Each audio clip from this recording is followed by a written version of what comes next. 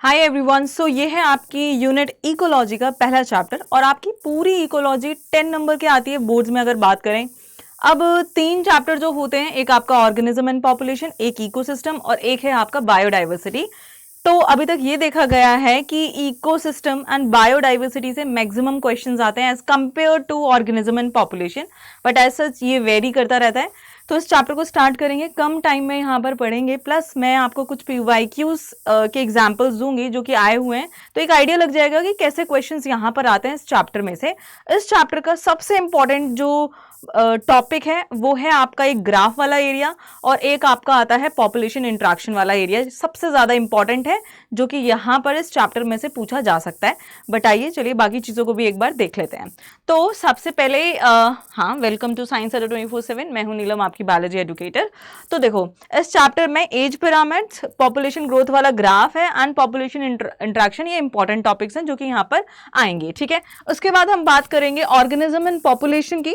ठीक है, तो ऑर्गेनिज्म एंड पॉपुलेशन में जो पहले चीजें आ रही थी वो नहीं आ रही है, ना ही वो CUT में आनी है। CUT से याद आ गया कि प्रतिज्ञा तो ले लो भाई, तैयारी करना शुरू कर दो, अभी टाइम है, विद टाइम शुरू कर दोगे तो चीज़ें अच्छी हो जाएंगी, नहीं करोगे तो देखो उसमें वो सब आप अपने लिए सबसे अच्छा जानते हैं कि क्या करना है क्या नहीं करना है। परचेज करना हो तो आप मुझे इस मेल ID पर मेल भी कर सकते हैं और you can use the coupon code NEE20 to avail the maximum discount, right.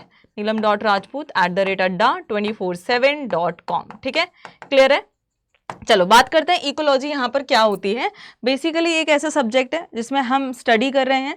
So it deals with the study कि कैसे एक बायोटिक एंड एबायोटिक कंपोनेंट्स आपस में इंटरेक्ट कर रहे हैं, उनका इंटरेक्शन कैसा हो रहा है, ऑर्गेनिज्म एक फिजिकल एनवायरनमेंट से कैसे इंटरेक्ट कर रहे हैं, तो वो चीज़ हम यहाँ पर इस चैप्टर में बेसिकली जानेंगे। यूनिट है ये, ठीक है। अब इकोलॉजी जब आप पढ़ते हैं, जब आप उसकी स्टडी करते हैं, तो आप किस किस लेवल पर आप एक ऑर्गेनिज्म पर्टिकुलरली कैसे एबायोटिक कंपोनेंट के साथ रिएक्ट कर रहा है, कैसे इंटरेक्ट कर रहा है, वहां पे आप चीजें बहुत सारी पढ़ते हैं, उनके हैबिटेट के बारे में पढ़ते हैं। एक पॉपुलेशन क्या होती है, कम्युनिटीज क्या होती हैं, बायोम क्या होता है, बायोम का लेवल काफी ज्यादा ऊपर रहता है। तो सबसे पहले organism, then population, then communities and then biome. एक ऑर्गेनिज्म, मान लो एक ऑर्गेनिज्म हम डॉग ले लेते हैं, ठीक है, यहाँ पे फिर मैंगो भी एक मैंगो ट्री भी एक ऑर्गेनिज्म है, राइट, एक बैक्टीरिया भी एक ऑर्गेनिज्म है।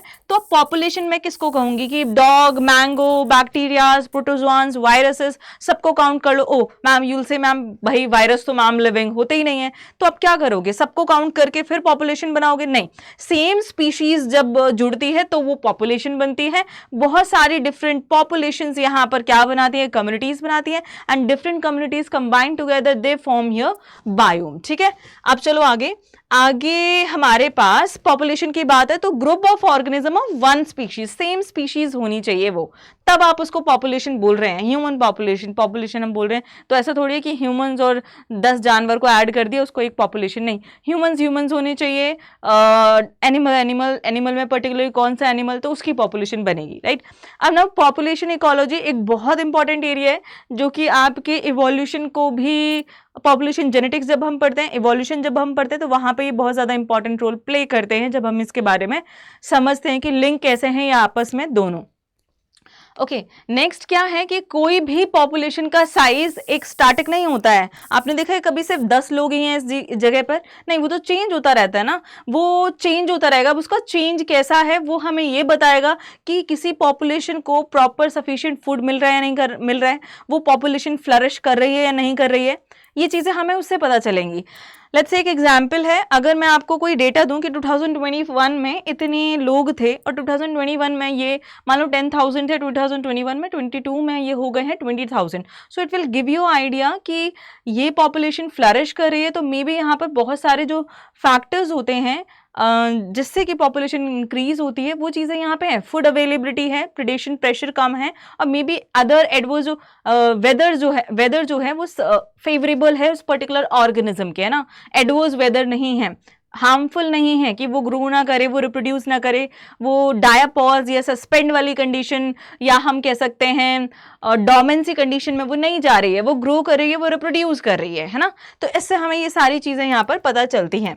अब देखो एक बात आती है, जब भी पॉपुलेशन को हम पढ़ते हैं तो उसके कुछ एट्रीब्यूट्स हैं जो कि उसको हमें अलग अलग तरीके से देखने में, उसको समझने के लिए, उसको डिफाइन करने के लिए हम यूज करते हैं। मैं कोई सी पॉपुलेशन को लेकर के बैठी हूँ, मैं उसके कुछ भी उसके बारे में बात करी तो आई मे टॉक अबाउट कि भाई बर्थ रेट क्या है ना, पिछले साल डेथ रेट क्या था। अब अगर मैं किसी ऑर्गेनिज्म को लेकर के चलूं, लेट्स से ये है हम पहेली बूझो वाले एग्जाम्पल्स लेते हैं कि पहेली की डेथ रेट ये है, तो ऐसे नहीं बोल सकते आप। जो डेथ वर्ड है आप एक पर्टिकुलर ऑर्गेनिज्म के लिए यूज करते हैं, बर्थ जो वर्ड है वो आप एक पर्टिकुलर ऑर्गेनिज्म के लिए यूज करते हैं। लेकिन जब मैं पॉपुलेशन की बात कर रही हूँ तो वहां पे हम बर्थ पर कैपिटा कि इतने 100 में कितने लोगों का बर्थ हुआ है ना, इतने में कितने लोग यहाँ पर ऐड हुए हैं, या डेथ रेट पर कैपिटा। ठीक है, अभी यहाँ पे एक फॉर्मूला आता है, जैसे कि एनसीईआरटी में जो एक एग्जाम्पल दिया हुआ है कि लोटस है ना, कुछ x number of lotus plants हैं, मान लो 20, और ये जब बर्थ, इसमें कुछ लोगों का जन्म होता है तो ये 24 हो जाते हैं। तो आप बर्थ रेट पर कैपिटा कैसे निकालेंगे कि कितने पहले थे, उसमें कितने आ गए, मल्टीप्लाई बाय 100, और maybe you are not finding the percentage, तो आप बस ऐसे ही रेशियोज का निकाल दोगे क्या बर्थ पर कैपिटा है। सिमिलरली डेथ के लिए भी बात करेंगे, डेथ अगर मान लो 20 लोटस थे और अभी ये बचे हैं 18, तो मतलब 2 की डेथ हो गई है, 2 डिवाइडेड बाय 20, तो डेथ पर कैपिटा आपको ये निकाल देगा। ऐसे ही हम सेक्स रेशियो की बात करते हैं, तो अगर मैं एक बूझो की बात करूं तो बूझो में भी लड़का है, ठीक है, तो ये मेल है ना, पहेली फीमेल है। लेकिन सेक्स रेशियो अगर किसी पॉपुलेशन का निकालना है तो हम ये कहेंगे कि भाई 60% मेल है यहाँ पर और 40% यहाँ पर फीमेल है। आप पॉपुलेशन में तो ऐसे नहीं कह सकते, आप रेशियो निकालेंगे कि इतने परसेंट फीमेल है, इतने आपका ये रेशियो है, male to female ratio, female to male ratio, ये है किसी भी पॉपुलेशन में। पॉपुलेशन एज की जब मैं बात करती हूँ तो मैं आपको लेके चलती हूँ ग्राफ पर, जो कि सबसे इंपॉर्टेंट टॉपिक है यहाँ पर। चाहे सीयूटी मैं बोलूँ, चाहे मैं बोर्ड बोलूँ, चाहे मैं नीट क्यों ना बोलूँ, तो ये यहाँ से क्वेश्चन बनता है और बच्चे गलत भी बहुत ज्यादा करते हैं। देखो, is the age it is the age distribution percent of individual, मतलब किस हमने कैटेगरीज डिवाइड कर ली हैं कि प्री रिप्रोडक्टिव, रिप्रोडक्टिव जो रिप्रोड्यूस कर रहे हैं वो वाली पॉपुलेशन, और कब तक करते हैं वो सर्टेन एज ग्रुप के लोग हमने एक उसमें रख लिए जिसको हम बोल रहे हैं रिप्रोडक्टिव वाला। प्री रिप्रोडक्टिव जो कि हम 13 से पहले बोल सकते हैं, जब वो एडल्ट नहीं हुए, क्या एडोलेसेंस स्टेज नहीं आई है, तो उसके अंडर हम प्री रिप्रोडक्टिव में रखेंगे। एंड बाद की जो 50 के बाद हम कह सकते हैं पोस्ट रिप्रोडक्टिव में यहाँ पर आ जाता है 45 to 50 के बाद। अब तो देखो ये पॉपुलेशन यहाँ पे कैसे एक्सपेंड कर रही है बेसिकली, ये देखें जब भी, एक बात बताऊं, अगर बर्थ हो रहा है ज्यादा है ना, तो वो पॉपुलेशन ऑब्वियसली फ्लरिशिंग है, पॉपुलेशन इंक्रीज ही होगी वहां पर, वेरी सिंपल है ना। अगर प्री रिप्रोडक्टिव है ना, प्री रिप्रोडक्टिव अगर ज्यादा है रिप्रोडक्टिव से, तो ऑब्वियसली ये एक्सपेंडिंग है, ये ट्राइंगुलर ग्राफ बनेगा, यहाँ पे पिरामिड बनेगा, ठीक है। और यहाँ पे पॉपुलेशन क्या हो रही है भाई, इंक्रीज हो रही है, पॉपुलेशन यहाँ पर इंक्रीज कर रही है, ठीक है। और अगर मैं बात करती हूँ इस वाले की, स्टेबल की, तो यहाँ पे चीजें कुछ ऐसी हो रही हैं कि जो जिनका बर्थ हो रहा है प्लस जो बर्थ जो रिप्रोडक्टिव एज के अंदर हैं, तो वो रेशियो ऑलमोस्ट सेम है ना। तो इस पॉपुलेशन में मुझे कहीं भी इंक्रीज होने के चांसेस नहीं लग रहे हैं, डिक्रीज होने के लिए इसलिए नहीं लग रहे क्योंकि प्री रिप्रोडक्टिव वाले सेम हैं। अगर कम होते, जैसे यहां पर देखो प्री रिप्रोडक्टिव वाले कम हैं, पैदा कम हो रहे हैं, जो पैदा हो चुके हैं उनको हटा दो, जो पैदा हो रहे हैं वो कम है एज कंपेयर टू पहले। मतलब पहले मान लो 2024 में जो बर्थ हुआ था वो इतना था, अब 2025 में कितना है, इतना है। मान लो 2025 निकल गया है तो उसके कंपैरिजन अगर यहाँ पे बर्थ रेट कम है तो पॉपुलेशन क्या है, डिक्लाइनिंग है। क्या है भाई, डिक्लाइनिंग यहाँ पर है। तो ये आपके पास कैसा ग्राफ यहाँ पे आ रहा है, अर्न शेप ग्राफ आ रहा है ना। तो ये डिक्लाइनिंग, नेगेटिव ग्रोथ इसको बोला जाता है, इसको क्या बोलते हैं, नेगेटिव ग्रोथ, क्लियर है। और इधर हम बोलते हैं पॉजिटिव ग्रोथ इसको बोला जाता है, that is birth rate is are greater than the death rate. Obviously ये देखो डेथ रेट, यहाँ इसके बाद तो लोग मरने ही वाले हैं ना, तो डेथ रेट जो है वो स्मॉलर है than the birth rate, clear है। अब इसकी बात करेंगे बीच वाले पैराग्राफ की, तो ये यू शेप्ड ग्राफ बनता है, इसको हम यू शेप्ड ग्राफ बोलते हैं। यहाँ पर जो कह सकते हैं जो बर्थ रेट है वो is equals to death rate तो नहीं होगा, क्योंकि यहाँ पे ऑब्वियसली कम बन रहे हैं, बट पॉपुलेशन क्या है, स्टेबल यहाँ पर है। तो no negative, nothing, no positive, stable है। समझ गए? तो ये चीज क्लियर। अब चलते हैं आगे। The size of population for any species is not a static parameter, ये लाइन हम ऑलरेडी जानते हैं। सो अगर मैं कहूं कि n is the population density at time t, एक पर्टिकुलर टाइम है 2024 का, उसमें जो पॉपुलेशन डेंसिटी है वो है n, then its density at time t+1 कितनी होगी? अब ये कब समझ आएगा? जब आप इस चीज को देखेंगे। यहाँ पे एक सेकेंड भाई, कहाँ गई वो स्लाइड? अरे रे, थोड़ा सा ना उल्टा फुल्टा हो गया है, एक मिनट रुक जाओ। हाँ, यहाँ पे आओ, पॉपुलेशन एट्रीब्यूट्स, इधर देखो। अब हमें कैलकुलेट करनी है कि पॉपुलेशन डेंसिटी क्या है। नेटिलिटी का मतलब क्या होता है? बर्थ। अब आप बोलोगे मैम एन और बी कैसे याद रखें? आपको पता है नेटल वार्ड होता है हॉस्पिटल में, जहाँ पे न्यू यंग वंस या फिर हम कह सकते हैं इन्फेंट्स को रखा जाता है, जो प्रीमेच्योर डिलीवरीज होती है, नेटल वार्ड में उन्हें रखा जाता है, स्टेबल कंडीशंस तक होने तक उन्हें रखते हैं, फिर उनको बाहर ले जाया जाता है। ठीक है, तो ये बर्थ रेट है। जब भी बर्थ हो रहा है तो वो आपकी पॉपुलेशन में पॉजिटिव कॉन्ट्रीब्यूशन है उसका, कि पॉपुलेशन यहाँ पर इंक्रीज होगी। अब इमिग्रेशन हो रहा है, I for inside, right, I for inside, तो इन कोई आ रहा है तो अगेन ये क्या करेगी? पॉपुलेशन को इंक्रीज करेगी। ये है मॉर्टेलिटी। मॉर्टल का मतलब, इमॉर्टल का मतलब होता है अमर, मॉर्टेलिटी का मतलब क्या हो जाएगा? डेथ। डेथ, तो ये डी से डिनोट करेंगे और इससे पॉपुलेशन यहाँ पर डिक्रीज होगी। नेक्स्ट एमिग्रेशन, इससे भी पॉपुलेशन यहाँ पे एमिग्रेट होगी, क्योंकि बिकॉज एग्जिट, यहाँ से लोग जा रहे हैं, है ना। तो अगर आगे देखें तो so if n is the population density at time t, तो मैं निकालना चाहती हूँ 2025 में कितनी पॉपुलेशन डेंसिटी होगी। तो जो पहले थी, जो 2024 में थी, 2024 में n थी, ठीक है, उस टाइम पर 2024 t का मतलब है 2024 में nt डेंसिटी थी। तो अभी nt+1 कितनी होगी? तो आपको क्या करना है, जितना बर्थ हुआ है प्लस जितने भी लोग आए हैं, टोटल नंबर जो इंक्रीज हुआ है, ऐड हुआ है, कौन कौन ऐड कर रहा है? बर्थ रेट एंड इमिग्रेशन, उन दोनों को ऐड करो, फिर टोटल जो डेथ हुई है और जो लोग चले गए हैं उनको सब्ट्रैक्ट कर दो, आपको पूरा यहां पर पॉपुलेशन डेंसिटी आपको मिल जाएगा। अगर एक एग्जाम्पल, एक अलग चीज सी है कि ये जो फॉर्मूला है ये कब हम यूज नहीं कर सकते।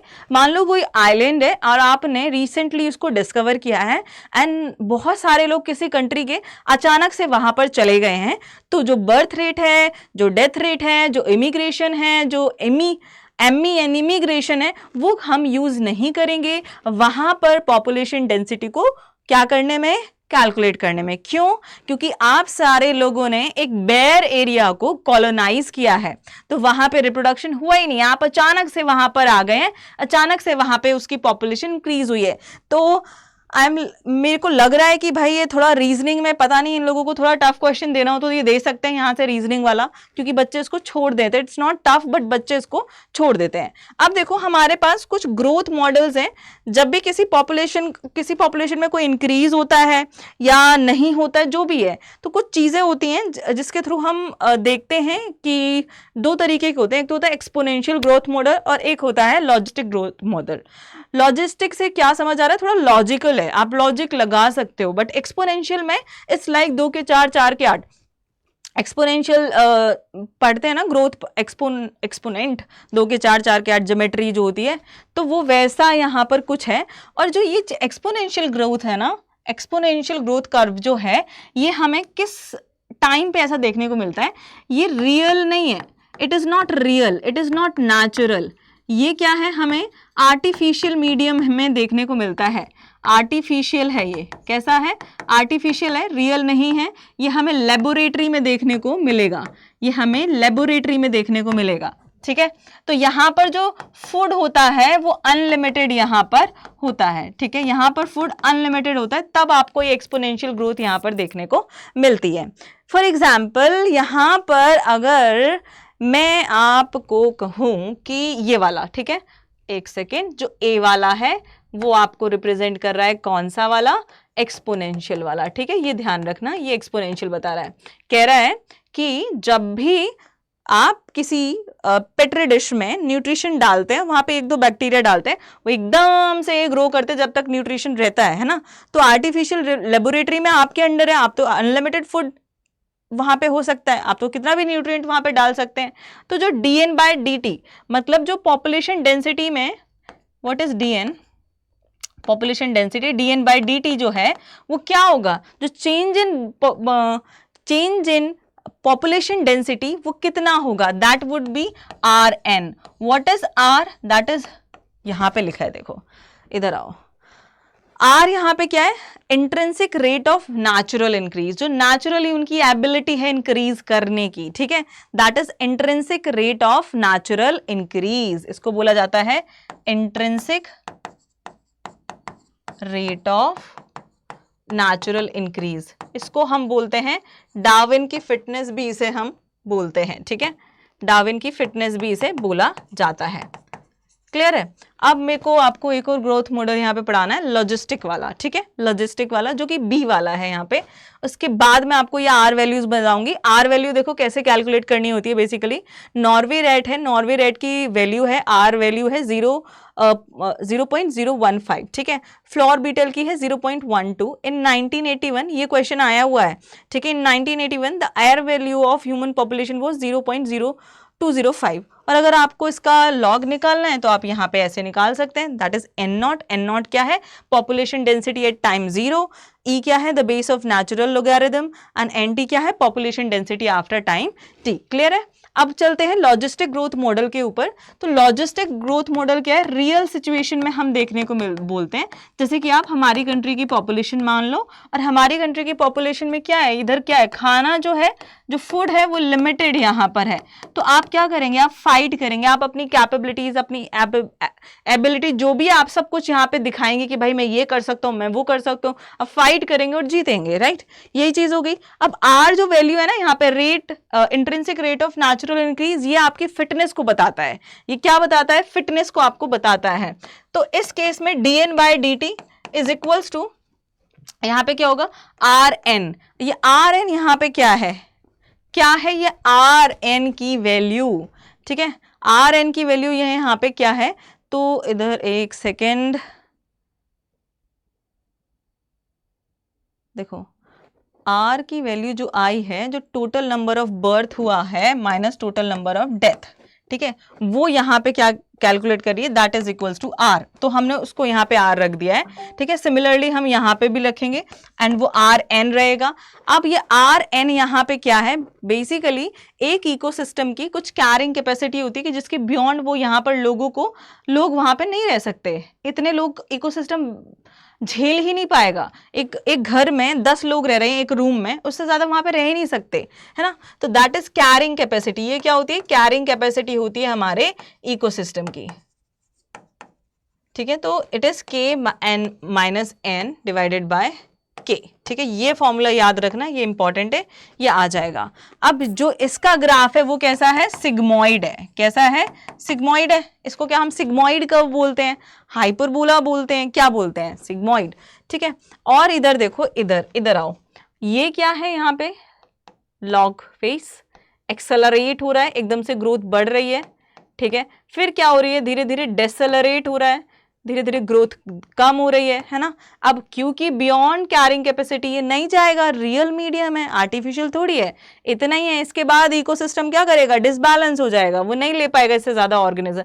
अब ये धीरे धीरे बढ़ता कम होता जाता है, आगे ग्राफ जाकर के एसिम्प्टोट यहाँ पर हो जाता है। यहाँ पर क्वेश्चन आया इधर से, किसमें, बोर्ड में आया हुआ है, तो स्टार मार्क करो यहाँ पे, ठीक है। अब चलते हैं आगे। तो ये देखो सिग्मोइड कर्व, और हम यहाँ पे इसको बोला जाता है वर्ल्ड पोल लॉजिस्टिक ग्रोथ भी बोला जाता है। मैं आपको एसिम्प्टोट वाला दिखा रही थी, ये रहा, ठीक है। बच्चे बोल रहे थे कि मैम ये तो है ही नहीं एनसीईआरटी में, यहाँ पे कैसे आ सकता है, ये यहाँ पे है और आया भी है। तो ये चीज आपको यहाँ पे ध्यान रखनी है।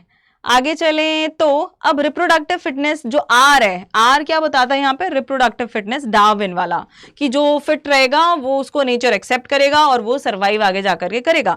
So particular set of selection pressure, जिसके अंदर सिलेक्शन प्रेशर रहता है, नेचर ऐसे ही थोड़ी किसी को सिलेक्ट कर लेगा, वो आनाकानी करेगा, खाना कम देगा, तबाही लेकर के आएगा, नेचुरल डिजास्टर्स लेकर के आएगा, फिर देखते हैं आप सर्वाइव कर पाते हो नहीं, आप कितने नंबर ऑफ प्रोजेनी रिलीज कर पाते हो नहीं, उस पर डिपेंड करेगा कि आप हैं फिट या नहीं है।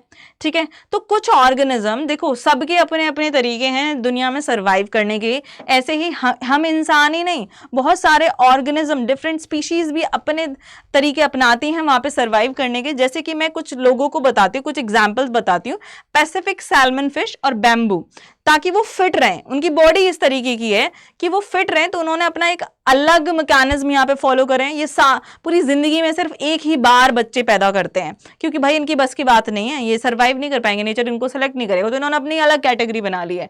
कुछ क्या है जो कि काफी बार यहाँ पर ब्रीड करते हैं, many times during their life time, जैसे कि बर्ड्स हैं एंड मैमल्स हैं। और कुछ जो हैं एक ही बार प्रोड्यूस करते हैं बच्चे, बट बहुत ज्यादा अमाउंट में, लेकिन छोटे छोटे बच्चे पैदा करते हैं, जैसे कि ईस्टर एंड पेलाजिक फिश। ठीक है, एंड देन आप देखो पैसिफिक सैल्मन फिश एक ही बार ब्रीड करती है, एंड पेलाजिक फिश क्या करती है, large number of progeny produce करती है, बट स्मॉल छोटे छोटे बच्चे यहाँ पर। एंड कुछ लोग क्या करते हैं, कम बच्चे पैदा करते हैं बट बड़े बच्चे पैदा करते हैं, जैसे कि बर्ड्स एंड मैमल्स यहाँ पर। ठीक है, आगे चलो, हाँ ये तो हमने कर लिया है। नेक्स्ट हम बात करेंगे for any species the minimum requirement is one और मोर स्पीशीज। आप दुनिया में रहना चाहते हो कि आप अकेले रह रहे हो, रह लोगे नहीं। मम्मी पापा कहते हैं ना बेटा ऐसे सबसे बात बना करके चलनी पड़ती है, दुनिया में आए हैं तो अकेले नहीं रहेंगे, आपको लोगों की कभी ना कभी जरूरत पड़ेगी, आपको लोगों की कभी ना कभी हेल्प करनी भी पड़ेगी, तो सबका इंटरेक्शन यहाँ पे चलता है, अकेला कोई नहीं रह पाएगा, कोई किसी को खाएगा, कोई किसी से फायदा लेगा, कोई किसी को फायदा नहीं होगा, ये काम तो चलता रहेगा। ऐसे ही यहाँ पर बहुत सारे ऑर्गेनिजम्स का भी होता है।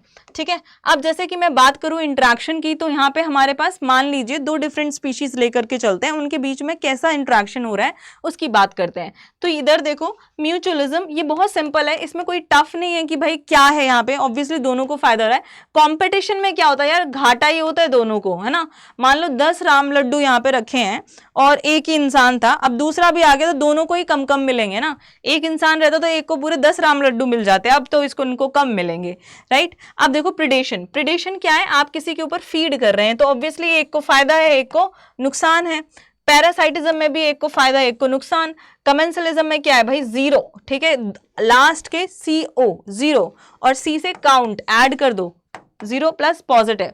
एमेंसलिज्म एब्सेंट, एक नेगेटिव वर्ड यहाँ पे आ गया, नेगेटिव जीरो। ऐसे आप इसको याद करके रखना क्योंकि बच्चे इसमें ज्यादा कंफ्यूज होते हैं।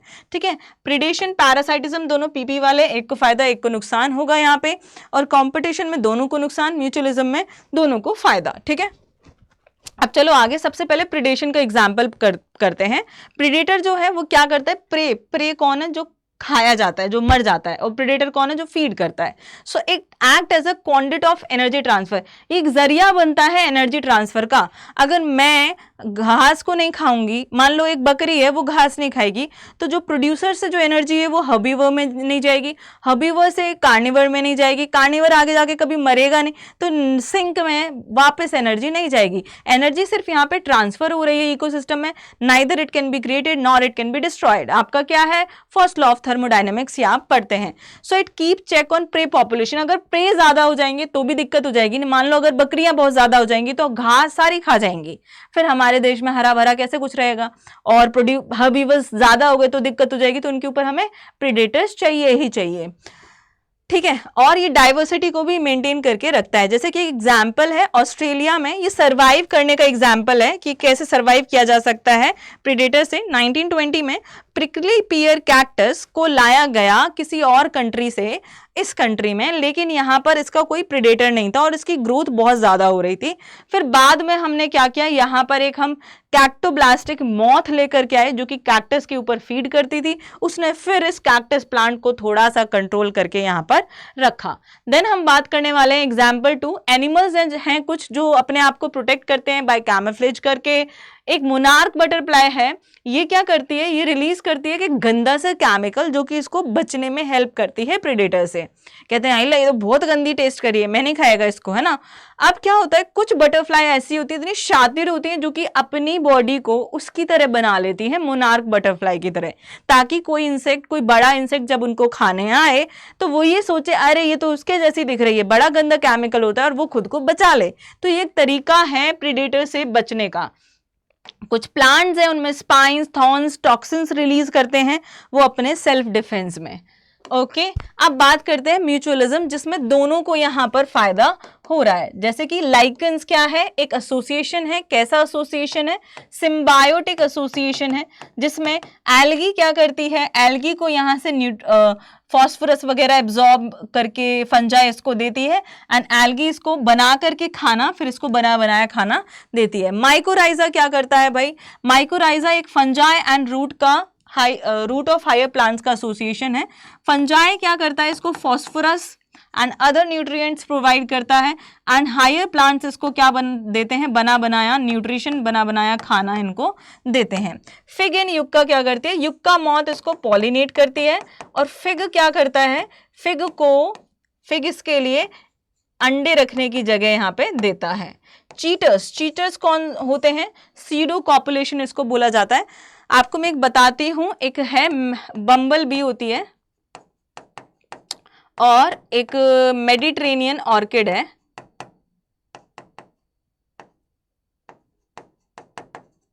ऑर्किड जिसको बोलते हैं ओफायरस, ठीक है।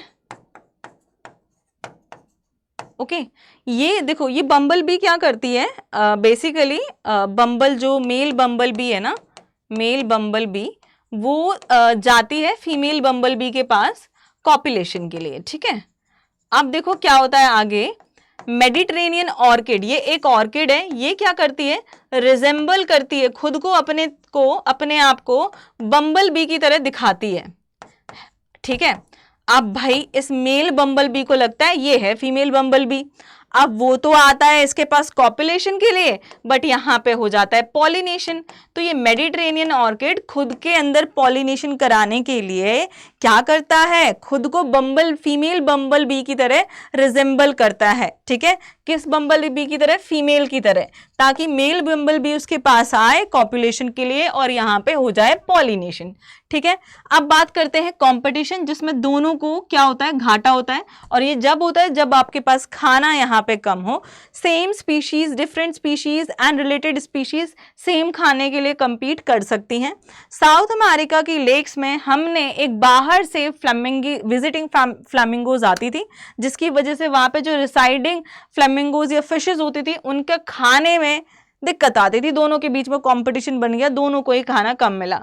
इंटरफेरेंस कंपटीशन क्या होता है कि आप कोई आपको इंटरफेयर कर रहा है ना, आप चीजें अपनी स्पीड से कर रहे हैं, कोई बहुत ज्यादा तेज कर रहा है तो आप डिस्टर्ब हो जा रहे हो। तो ऐसे ही गैलापागोस आइलैंड में अबिंगडन टॉर्टोइज रहते थे, वहां पे हमने बकरियों को डाल दिया। अब भाई बकरी जो की ग्रेजिंग कैपेसिटी थी वो काफी ज्यादा थी एज कंपेयर टू टॉर्टोइज, ठीक है। इसकी ग्रेजिंग कैपेसिटी बहुत कम थी। धीरे धीरे क्या हुआ भाई, ग्रेजिंग कैपेसिटी कम थी तो धीरे धीरे ये एक्सक्लूड ही कर गए, है ना, ये यहाँ से भाग ही गए, आइलैंड ही छोड़ के धीरे धीरे मर गए। इसको बोलते हैं इंटरफेरेंस कंपटीशन।